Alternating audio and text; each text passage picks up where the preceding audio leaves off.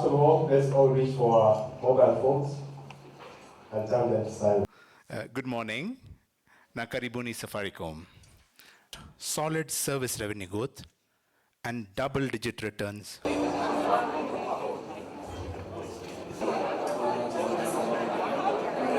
If we still continue to grow, your company is still doing extremely well.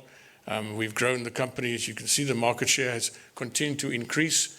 The last quarter, we've seen an increase from the results from the regulator that we're now back to 63% growth, and this will continue. And also that we've seen that the number of active customers will also grow, and I'm sure that Satish will show you some more detailed numbers.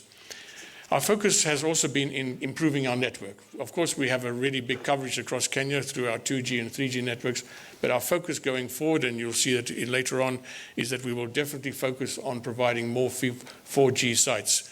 As you've seen, we've added an additional 732 sites over the last 6 months, and an equivalent or even more numbers will be added over the next 3 months. So you'll see a very big focus coming from Safaricom in terms of 4G. It's very important for us to focus on data. Data is going to be the key driver of our revenue going forward and also our profitability going forward. Data and M-Pesa.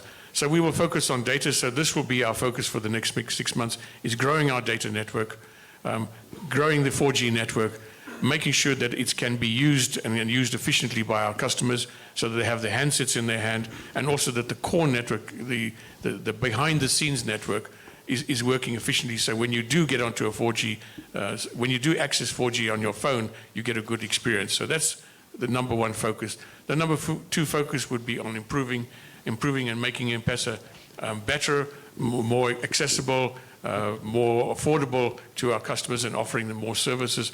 And probably number three, which we didn't mention too much, which is on the fixed network.